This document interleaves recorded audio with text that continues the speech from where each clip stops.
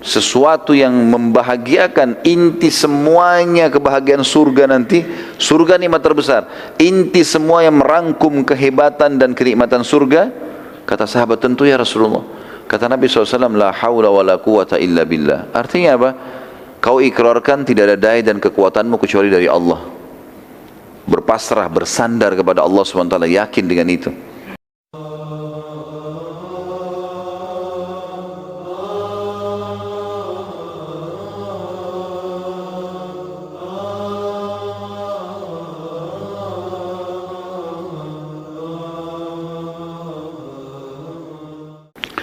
Kita masuk teman-teman sekalian dengan izin Allah, orang-orang yang mendapatkan rahmat Allah atau al-marhumun berdasarkan firman Allah, dan yang pertama adalah orang-orang mukmin atau iman kepada Allah Subhanahu wa taala.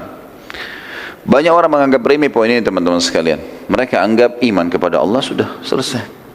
Sederhana saja begitu. Tapi dia belum pernah memasukkan makna kalimat ini ke dalam hatinya. Sehingga dia tidak pernah merasakan apa yang dirasakan oleh para sahabat, yang apa yang dirasakan orang-orang mukmin yang memang memasukkan kalimat iman kepada Allah dalam hatinya, sehingga dia menjadikannya sebagai keyakinan hati, bukan cuma ucapan lisan kemudian dia mengaplikasikan apa yang dia ucapkan itu. Makna iman kepada Allah teman-teman, meyakini ya, Allah itu ada dalam hati, mengikrarkan dengan lisan apapun yang Allah perintahkan dia ucapkan dengan lisannya, dan dia juga mengaplikasikan dengan sisa anggota tubuhnya apapun yang diperintahkan. Wajib atau sunnah dia tidak memilahnya, juga yang dilarang makruh dan haram ditinggalkan, halal dinikmatin, haram ditinggalkan. Ini makna, kalau kita simpulkan makna iman kepada Allah Subhanahu wa taala. Allah menyebutkan dalam Al-Quran, dalam surah An-Nisa ayat 175, siapa yang melakukan itu dia akan dapat rahmat.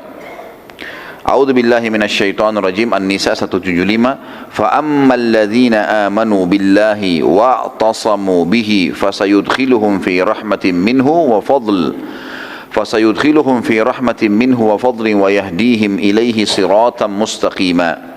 Adapun orang-orang yang beriman kepada Allah dan berpegang teguh kepada agamanya, niscaya Allah akan memasukkan mereka ke dalam rahmat yang besar darinya. Atau yang dimaksud dengan di sini, dunia dipenuhi semua kebutuhannya, di akhirat akan masuk ke dalam surga dan limpahan karunia-Nya, dan juga menunjuki mereka ke jalan yang lurus untuk sampai kepadanya. Syekh As-Sa'di, salah satu ahli tafsir, mengatakan makna fa'ammal ladina amanu billah, adapun orang-orang yang beriman kepada Allah, yakni mereka mengakui keberadaannya dan semua sifat sempurna yang dimilikinya, serta mensucikannya dari segala kekurangan. Yakin Allah ada, karena memang kalimat ini teman-teman sudah jelas, sering saya sampaikan, sesuatu yang rasional. Coba datangkan di benak kita semuanya yang disembah selain Allah, apa saja, rasionalnya begitu. Patung, pohon, gunung, api, apa saja. Apa andil mereka di pergantian siang malam? Apa andil mereka ya di sehelai bulu yang tumbuh di tubuh kita? Apa andil mereka di setetes air yang kita minum? Apa andil mereka di populasi manusia, hewan? Gak ada sama sekali. Dan tidak pernah ada informasi misalnya api punya firman, atau misalnya syaitan punya, atau apa, enggak, jin, misalnya, enggak ada sama sekali. Yang mengakui satu-satunya sebagai pencipta hanya Allah. Itu poin. Sama juga kita membantah, pada saat kita membantah dan memberikan argumentasi kepada orang-orang ateis yang tidak mengakui adanya Tuhan Allah, gitu kan? Maka poinnya adalah mereka mengatakan di muka bumi ini yang paling sempurna manusia. Mereka pelajari itu, mereka tahu hewan-hewan.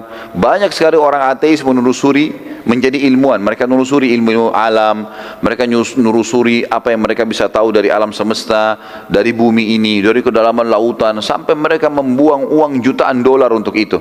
Kadang-kadang untuk meneliti seekor ikan atau satu jenis hewan, mereka keluarin jutaan dolar untuk itu saja. Dan ini semua tujuannya sebenarnya karena mereka penasaran dari mana semua ini asalnya. Padahal mereka tidak yakin ada Tuhan, gitu kan? Kalau mereka mengatakan manusia adalah penduduk bumi yang paling canggih, tanya sekarang, kita ini semua manusia, apa andil kita sekarang? Ada andil kita di sesuatu yang terjadi di alam semesta atau fenomena sehari-hari lah. Cahaya yang kita bisa dapat dengan tangkap dengan mata kita, air yang kita minum, ya. Bahkan Allah mengatakan wa fi anfusikum afala tubsirun. Di diri kalian sendiri coba lihat tanda-tanda kebesaran Allah di kulit kita, di kuku kita, ya, di mata kita, di pendengaran kita. Belum pernah ada yang mengklaim kalau mereka yang menciptakan manusia kecuali Allah. Sederhana sekali. Berarti kalau orang-orang ateis yang tidak mengakui Allah mengatakan manusia adalah penduduk bumi tercanggih, terhebat dan seterusnya, apa andil mereka manusia?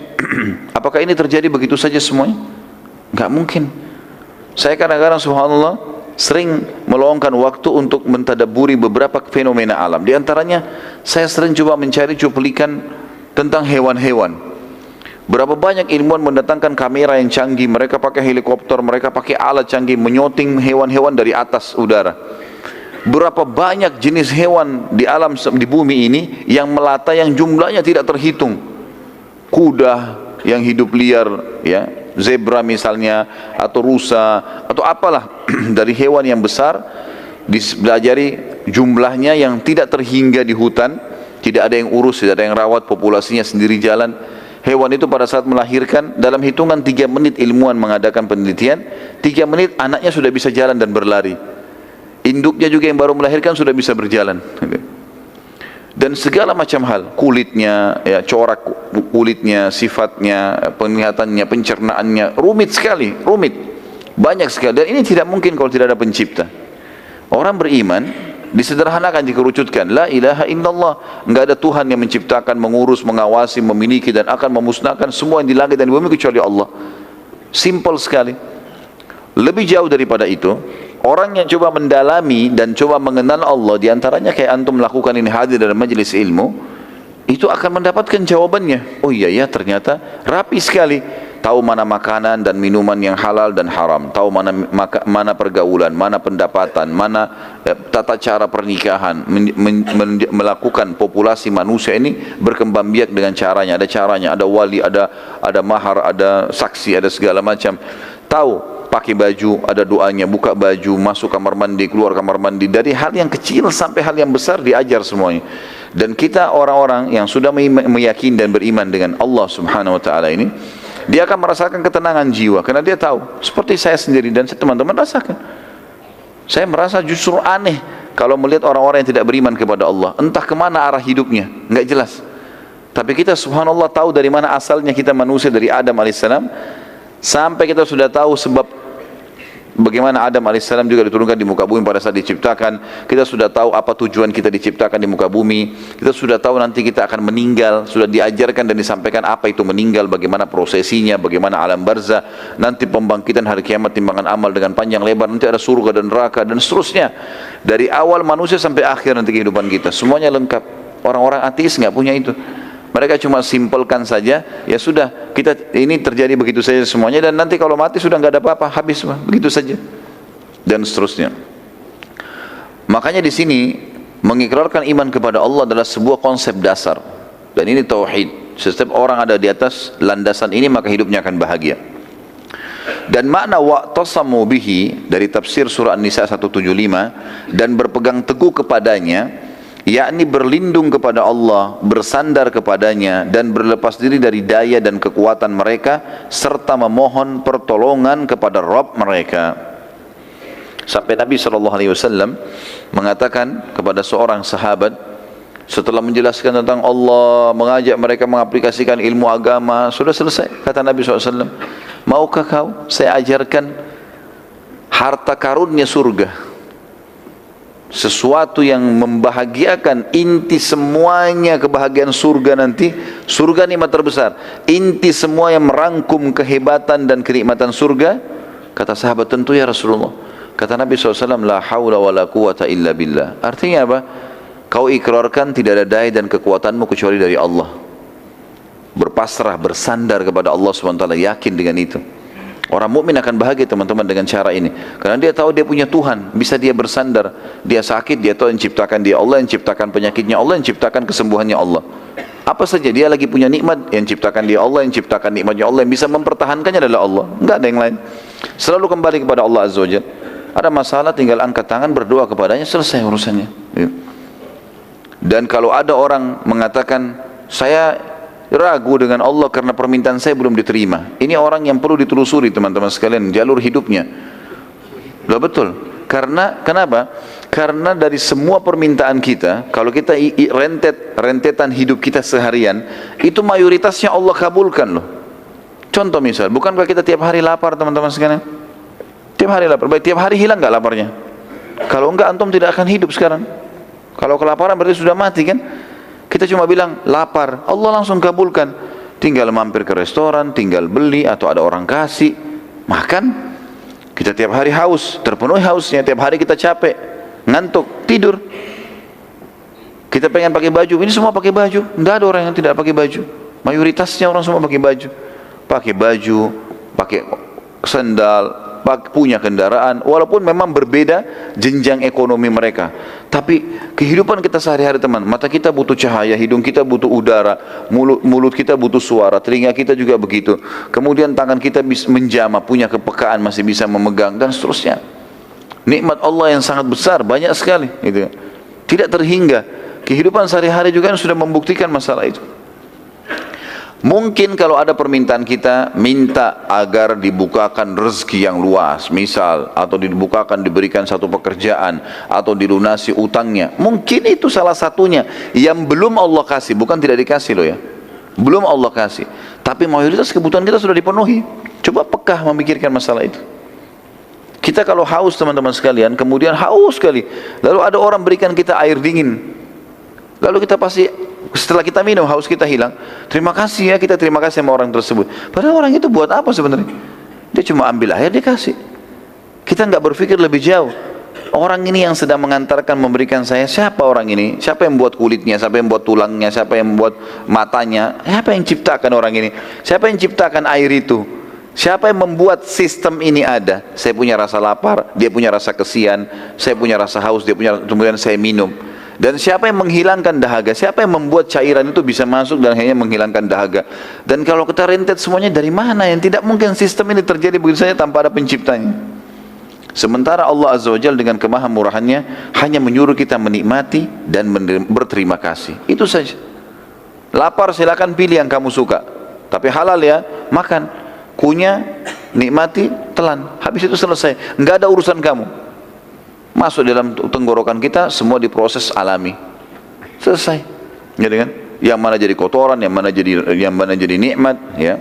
Yang mana jadi energi maksud saya. Ini semua sudah diatur dengan sistem. Yang tidak dibutuhkan tubuh dibuang. Kita tiba-tiba punya rasa mules. Kotoran yang luar biasa berbahaya, berbakteri. Diciptakan sistemnya oleh Sang Pencipta Allah. Bagaimana dia membuangnya. Dia merasa mules, dia tidak bisa tahan, kemudian dia harus buang. Misal.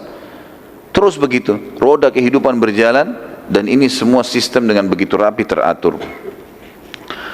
Kemudian dikatakan fasayudkhiluhum fi rahmatin minhu wa fadl, yang artinya niscaya Allah akan memasukkan mereka ke dalam rahmat yang besar.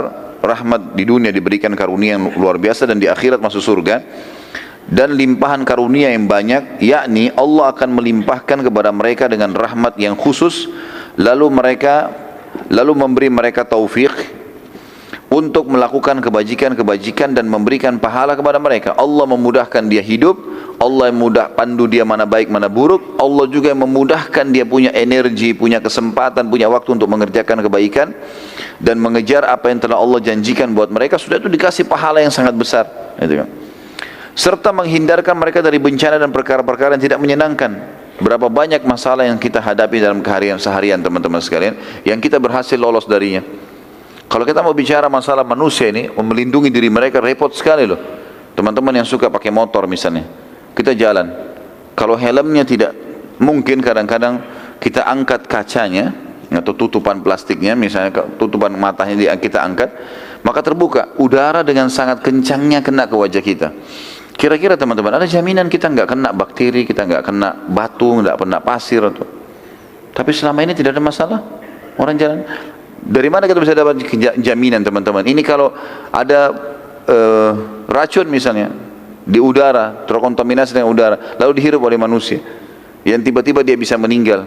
Padahal kita ini hidup, jalan ke sana, jalan ke sini, semuanya terjaga sebenarnya dengan rapi. Ya. Bagaimana manusia tidak memikirkan masalah itu? Allah subhanahu wa ta'ala melindungi mereka, menciptakan mereka, menyiapkan fasilitas buat mereka. Dan mayoritas yang mereka minta diberikan. Ada yang Allah belum kasih, karena Allah menginginkan dia lebih banyak memohon, lebih banyak merengek. Gitu kan.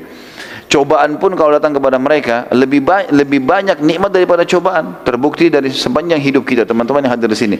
Mana lebih banyak, kita sehat atau sakit? Lebih banyak kita sehat. Sakit itu jarang sekali. Ada orang sakit ya di akhir hidupnya mungkin, ataupun kalau sakit dalam setahun, tahun depan dia sakit flu, demam, seminggu. Tapi 365 hari yang lalu dia sehat. 1 tahun Allah SWT berikan nikmat. Kemudian lanjutan ayat, wa yahdihim ilaihi siratan mustaqima, dan dia menunjuki kepada mereka jalan lurus untuk sampai kepadanya, yakni memberi mereka taufik. Taufik maksudnya kemudahan untuk berilmu dan beramal, mengetahui yang hak dan mengamalkannya. Asal dia mau saja pelajari, Allah akan kasih dia. Saksi bahasan kita dalam surah An-Nisa 175 ada kalimat rahmat. Fasayudkhiluhum fi rahmatin minhu. Pasti Allah akan masukkan dan karunia kepada mereka rahmatnya. Yang lain adalah surah Al-Jathiyah ayat 30. A'udzu billahi minasyaitonir rajim. Fa ammal ladzina amanu wa 'amilus solihati fayudkhiluhum rabbuhum fi rahmati dzalika huwal fawzul mubin.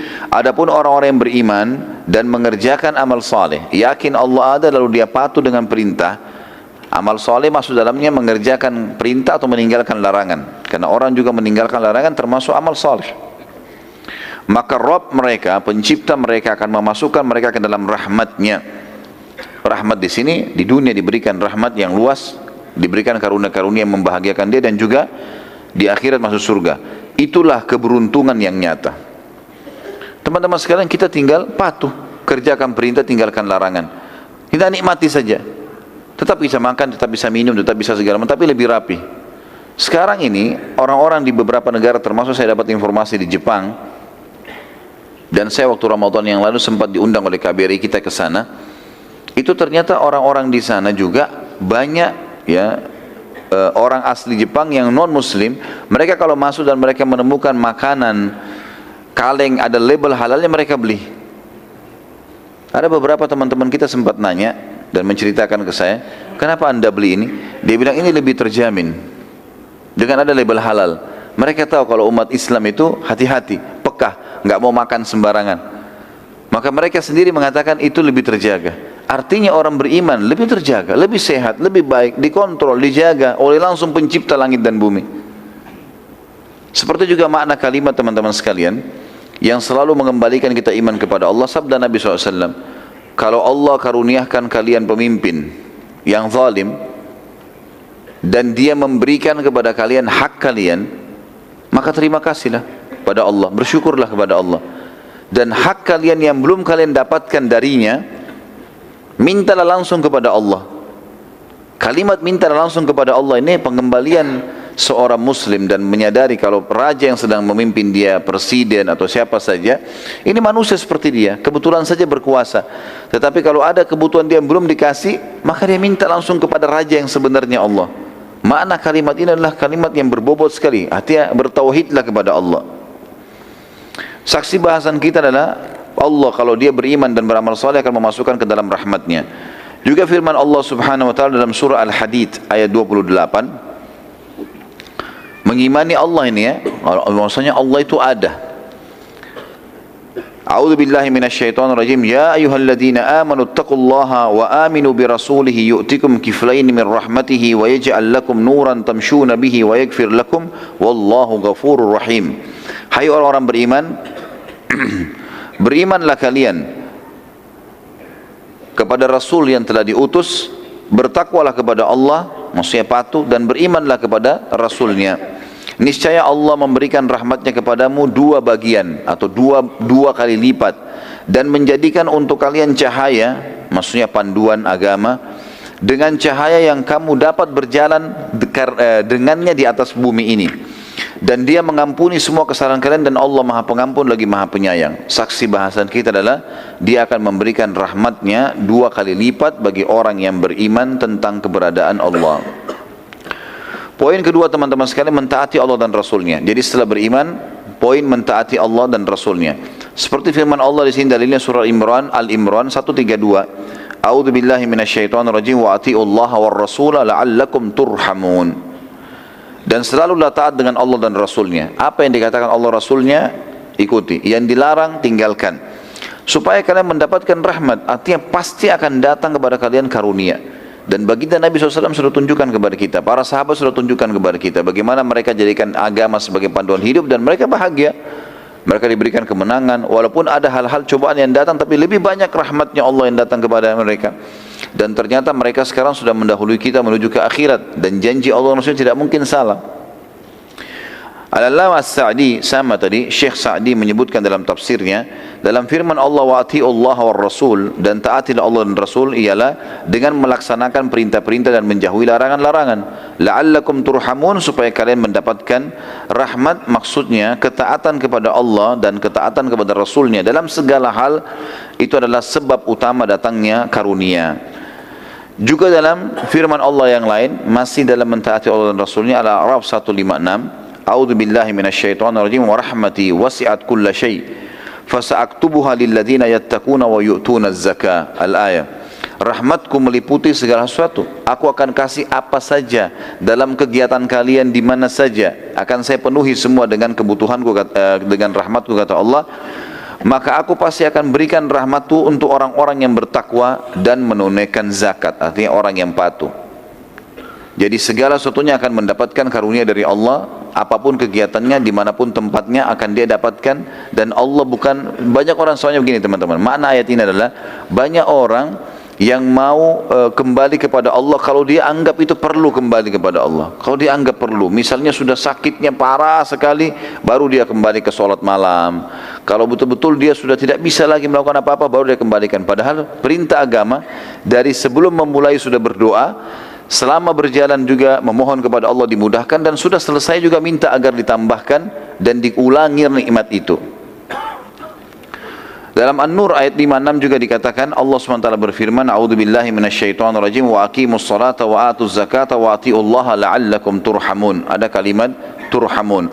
Dirikanlah salat, tunaikanlah zakat, dan taatilah Rasul supaya kalian diberikan rahmat. Dari Urwah bin Zubair radhiyallahu anhu, dari Aisyah radhiyallahu anha, bahwasanya ia mengatakan makna firman Allah, semoga Allah merahmati, Aisyah mengatakan radhiyallahu anha bahwa ia mengatakan semoga Allah merahmati kaum wanita muhajirat pertama. Semoga Allah merahmati muhajirat, maksudnya wanita-wanita yang hijrah dari Mekah yang pertama, ya, golongan pertama yang hijrah ke Madinah. Tak kala Allah menurunkan firman-Nya dalam surah An-Nur 31, A'udzu billahi minasyaitonir rajim wal yadribna bi khumurihinna ala juyubihin. Hendaklah mereka menutup kain kerudung ke dadah mereka dari kepala sampai ke kaki mereka. Maka mereka langsung merobek ujung kain sarung mereka, lalu mereka berkerudung dengannya. Maknanya adalah mereka langsung mempraktikkan apa yang telah Allah dan Rasulnya perintahkan, sehingga rahmat Allah datang kepada mereka. Yang ketiga teman-teman, mengikuti Al-Quran dan mengamalkannya dengan membaca, mentadabburi, menghafal dan mengamalkan isinya. 4 haknya Al-Quran. Sebagaimana Allah sebutkan dalam surah Al-An'am 155. Jadi jangan cuma dijadikan sebagai simbol. Al-Quran iya, orang Islam tahu, dibaca kapan ada kesempatan, bukan. Saya ingin memberikan sebuah wacana saja teman-teman sekalian. Kalau seandainya kita mendapatkan SMS atau WA atau sekarang apalah BBM misalnya, kita terima dari orang yang kita cintai. Kita rindu ingin membaca apa yang dia kirim nih. Mungkin kata-kata sayang, kata-kata cinta kalau dari pasangannya yang halal misalnya, atau kata-kata dari orang tuanya yang mendoakan dia positif, atau dari teman dekatnya yang mendukung proyek dia misalnya, atau orang yang akan menginvestasi dana kepada dia. Saya yakin mungkin kita begitu bangun tidur berharap mendapatkan informasi yang baik dari dia. Kenapa banyak orang di antara kita teman-teman tidak berpikir dan tidak bahagia pada saat menerima berita dari Allah? Bukankah seseorang di antara kita jelas-jelas di HP-nya ada program Al-Quran? Kenapa dia tidak baca pesan Allah itu? Kenapa dia lebih penting bahagia membaca pesannya manusia? Padahal pesannya Allah ada depan matanya, setiap huruf dapat 10 pahala. Tapi masih saja tidak mau membaca Al-Quran. Nah, masih tanda tanya ini. Para sahabat sampai menjadikan Al-Quran sebagai sahabat mereka. Walaupun sudah hafal, mereka tetap membacanya, mereka tetap mengkhatamnya. Ya. Beda mereka mengulangi hafalan dengan beda mereka melihat secara fisik. Imam Syafi'i rahimahullah menghafal Al-Quran 30 juz sudah di luar kepala, bahkan beliau menafsirkannya, beliau memasukkan dalam buku-buku, dalam masalah-masalah fikihnya. Tapi tiap hari pegang Quran, tiap hari bawa Al-Quran kemana-mana. Lalu dia pernah bertemu dengan beberapa ulama, ya, yang teman-temannya dia, ulama-ulama fikih di Mesir, lalu bawa kitab-kitab tebal. Lalu beliau mengingatkan nasihat yang sederhana tentang Al-Quran. Beliau mengatakan, sungguh kitab-kitab yang kalian pegang itu telah menyibukkan kalian dari kitab ini induknya. Kenapa ini nggak dibaca? Kenapa sibuk dengan itu? Banyak ikhwan Masya Allah hadir di majelis ilmu dan akhwat kita luar biasa, rajin di sana sini. Tapi kalau kita suruh baca Quran tidak benar bacaannya. Jadi mereka sibuk dengan hal yang mufaddal, tinggalkan yang afdal. Pesannya Allah lebih membahagiakan. Maksudnya setiap bangun tidur kita pertama buka baca Al-Quran walaupun cuma 1-2 ayat misal, dibandingkan kita langsung membuka berita dari manusia. Berita dari manusia yang kita senang dengannya, padahal berita dari Allah ada. Kata Allah SWT dalam surah Al-An'am 155, a'udzubillahi minasyaitonirrajim, wa hadza kitabun anzalnahu mubarakun fattabi'uhu wattaqu la'allakum turhamun. Ada kalimat turhamunnya.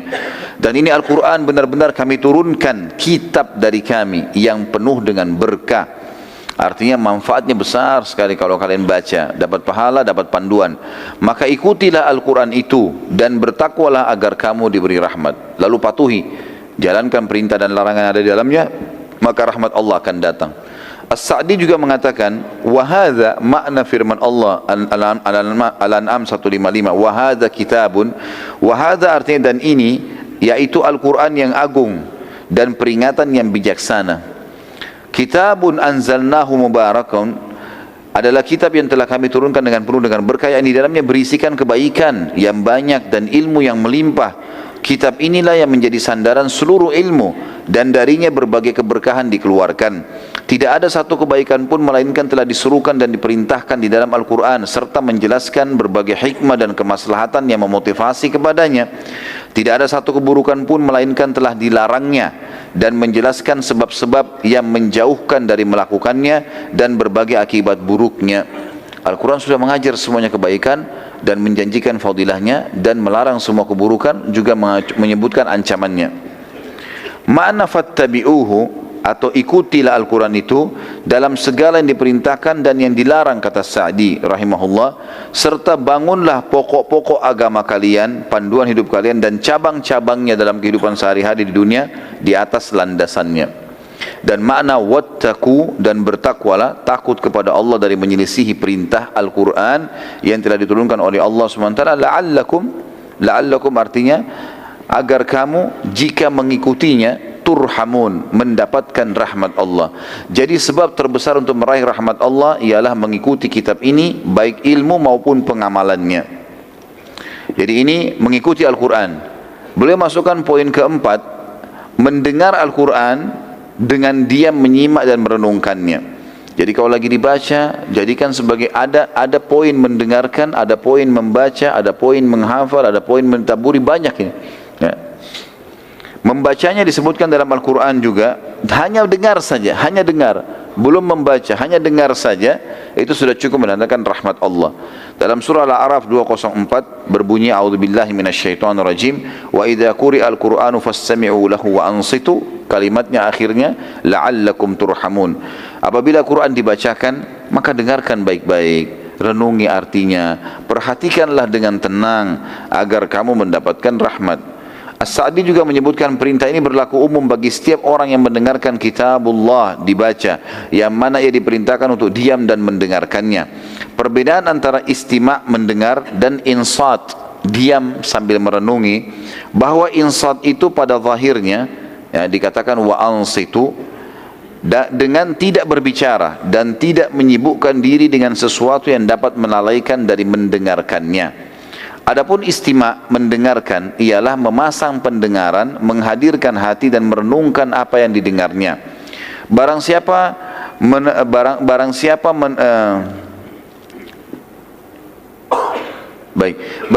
yang menapi dan memilah dan memahami dua perkara ini ketika kitabullah dibaca, maka dia dengar, kemudian dia diam sambil merenungi, maka segala macam ilmu yang bisa mendatangkan iman akan Allah limpahkan dengan sangat luas ke dalam hatinya.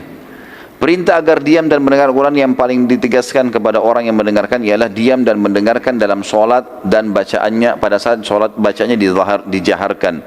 Ketika imam membacanya maka ini diperintahkan untuk diam. Sampai-sampai sebagian ulama mengatakan diamnya seseorang lebih utama daripada membaca Al-Fatihah dan selainnya. Juga dikatakan oleh sebagian ulama tentang masalah poin ini, bagaimana seseorang muslim menjadikan sebuah pelajaran kalau mendengar Al-Quran saja sebuah ibadah dan bisa datangkan rahmat, bagaimana dengan orang yang lebih jauh lagi, dengarkan, hafalkan dan mengamalkannya, maka jauh lebih besar manfaatnya dan bisa mendatangkan rahmat Allah. Allahu alam. Kita berdoa kepada Allah SWT semoga majlis kita diberkahi olehnya dan dijadikan sebagai tambahan amal kita pada hari kiamat, dan juga semoga semua amal yang pernah kita kerjakan dan akan kita kerjakan sampai menjelang ajal tiba nanti diterima dengan kemahamurahannya, dan semoga semua dosa yang pernah kita kerjakan tentu dengan rahmatnya yang sangat luas Allah, semoga kita berharap bisa diganti menjadi pahala. Dan juga kita mendoakan agar Indonesia secara khusus dan seluruh wilayah muslimin diberikan kemakmuran, ketentraman, diluaskan rezekinya dan dikembalikan seluruh penduduknya dan pemimpinnya kepada Al-Quran dan Sunnah, dan kita berharap Indonesia menjadi contoh bagi negara-negara yang lain. Dan semoga saja saudara kita di Palestina, di Syria, di Yaman, di Irak, di Myanmar, di Ahsa, dimanapun mereka berada sedang tertindas, semoga Allah ikhlaskan niat mereka, terima para syuhada mereka, mulakan Islam di tangan mereka dan tangan kita semua, dan semoga Allah partisipasikan kita bersama mereka di pahala baik dengan doa dan harta juga dengan jiwa kita. Dan semoga Allah dengan kemahamurahannya yang saya yakin sedang melihat kita sekarang karena dia maha melihat, dan mendengar kita karena dia maha mendengar, agar menyatukan kita semua di surga firdausnya tanpa hisab.